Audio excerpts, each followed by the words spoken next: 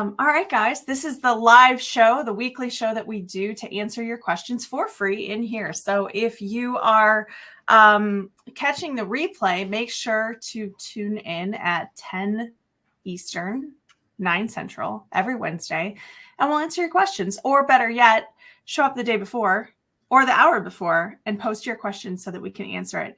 That being said, if you have a question now, go ahead and throw it in the chat. And if we have time for it, we will get to it. And answer your questions. And then, of course, let us know if you're watching live or if you're watching the replay so we can see who's checking this out, when and where.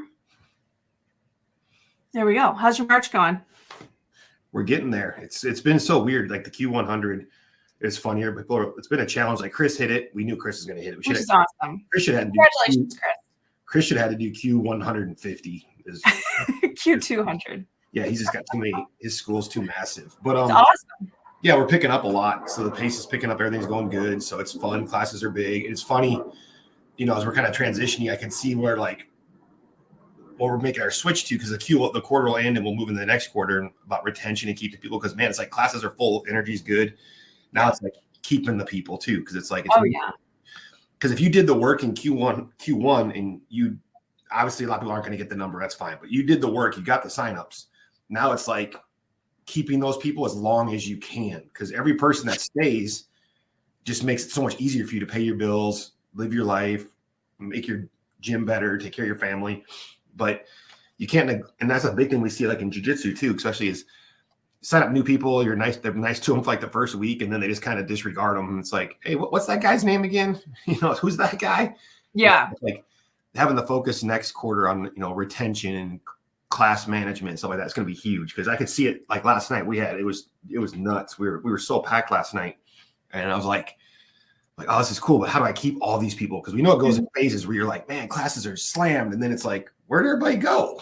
Oh, absolutely. And I think that's something that a lot of people don't like to talk about, or they forget about, is that if you're not actively making sure that people are becoming part of your culture, they're going to leave. And sometimes this is one of the reasons why we don't love to do like crazy enrollment sales or anything like that. Because I think a lot of times when people do those crazy, like I'm going to sign up 60 members this month, or like just run some insane, maybe not this month, you know what I mean? Something insane where they run this ridiculous, even if it's a boot camp or something like that.